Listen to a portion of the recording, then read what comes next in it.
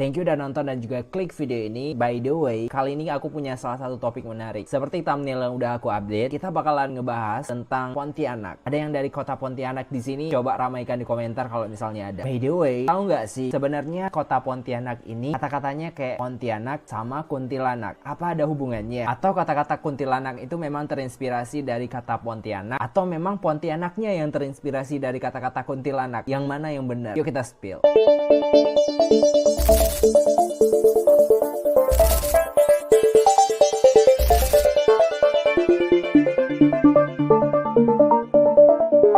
Ngomongin sejarahnya kota Pontianak, ini tuh nggak bisa lepas dari ceritanya yang unik, penuh legenda, dan juga penuh sejarahnya. Tapi sebelumnya aku bakalan ngajak kalian untuk flashback sedikit ke tahun 1185 Hijriah, atau bertepatan dengan tanggal 23 Oktober tahun 1171 Masehi.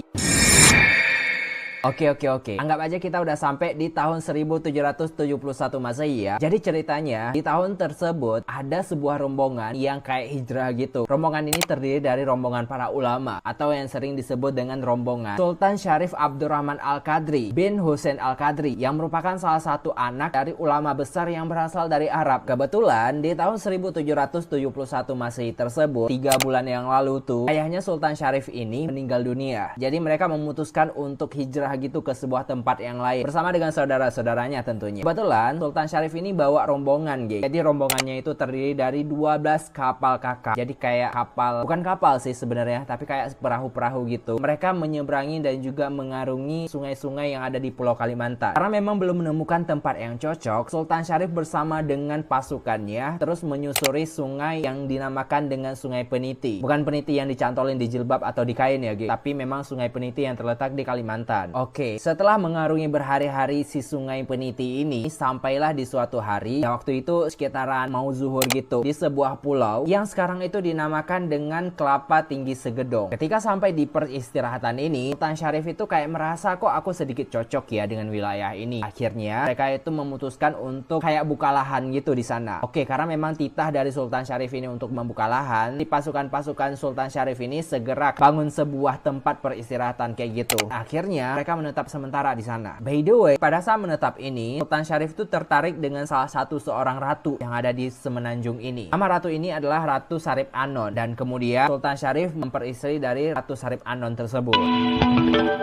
Jadi ceritanya, setelah membangun kehidupan di salah satu semenanjung tersebut, akhirnya Sultan Syarif itu memikirkan masa depan. Kayaknya dalam pikiran Sultan Syarif itu perlu adanya perluasan wilayah kawasan berdakwahnya beliau. Akhirnya, setelah berembuk dengan pasukan dan juga anggota-anggota beliau, ya mereka meninggalkan tempat itu dan kembali menyusuri sungai yang ada di Pulau Kalimantan. Setelah berhari-hari menyusuri sungai dan juga sampailah pada di suatu hari nih di sebuah pulau yang sekarang tuh dikenal dengan Pulau Batu Layar. Konon katanya sampai di pulau ini Sultan sempat diganggu nih sama beberapa makhluk aneh, juga makhluk abstrak yang konon katanya disebut dengan kuntilanak. Jadi kayak misalnya ada relate banget gak sih antara kata-kata Pontianak dengan kuntilanak ini? Ya mungkin dalam pemikiran kuntilanak ini melihat rombongan Sultan Syarif ini lewat, kita ganggu aja kali ya. Mungkin tertarik sama pasukannya, I don't know why. Di ceritanya itu kuntilanak ini terus bergentayangan mengganggu pasukan Sultan Syarif dan juga rombongan. Nah, alhasil Sultan memerintahkan kepada pasukan untuk menyerang dan juga mengusir kuntilanak-kuntilanak jahil ini. Kayak apaan sih, gangguin kita aja gitu. Dan alhasil mereka tuh diusir pakai meriam-meriam bambu, meriam-meriam besar, kayak dikejutin gitu. Mungkin dalam hati kuntilanak, sial kita diusir dari tempat-tempat yang udah lama kita mengidap di sini ya. Mungkin si kuntilanak kasih aba-aba kali ya ke pasukannya. Boy, untuk sementara kita harus hijrah dulu nih karena diusir sama Sultan Syarif untuk pergi dari wilayahnya. Lagian siapa suruh sih untuk ngeganggu Sultan? Nah, setelah mengusir para makhluk-makhluk halus yang bergentayangan ini, hasil Sultan Syarif bersama dengan pasukan beliau itu melanjutkan perjalanan kembali sampai pada akhirnya tiba di sebuah persimpangan sungai yang namanya itu Sungai Kapuas dan juga Sungai Landak. Kebetulan pada saat sampai di dua sungai utama ini, tepat di hari itu 23 Oktober tahun 1771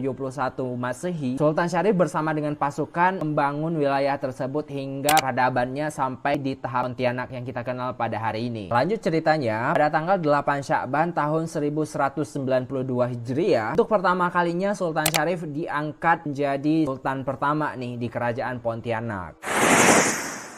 Oke gengs, itulah sekilas dari kata-kata yang menyebutkan bahwa kota Pontianak itu terinspirasi dari kata-kata kuntilanak tadi. Sebenarnya ada benernya juga sih kalau misalnya kota Pontianak ada sumber inspirasinya dari kata-kata kuntilanak. Tapi ada beberapa literatur yang mengatakan bahwa asal dari kata Pontianak, yaitu yang pertama memang berasal dari kata-kata kuntilanak. Tapi yang kedua, ada sumber yang menyebutkan bahwa Pontianak berasal dari kata-kata ponti dan anak. Artinya kayak ada pohon punti. Pohon punti itu kayak jenis pohon tanaman hutan liar, tapi berbuahnya tuh buahnya bisa dimakan. Kemudian ada literatur Cina yang mengatakan juga bahwa Pontianak itu merupakan salah satu sebutan dari bahasa Mandarin yang artinya daerah permampiran atau daerah persinggahan gitu. Anyway, untuk informasinya, selama kepemimpinan dari Sultan Syarif ini, Pontianak bertumbuh sebagai salah satu wilayah yang sangat-sangat pesat. Bahkan Pontianak menjadi salah satu wilayah dengan sumber kekuatan perdagangan yang tinggi, sampai pada akhirnya adanya kegiatan berlayar, kegiatan perdagangan perairan dan juga sebagainya tumbuh di kota Pontianak. Sekilas dari asal-usul kota Pontianak, coba spill komentar kalau misalnya kalian merupakan warga dari kota Pontianak dan juga Kalimantan Barat.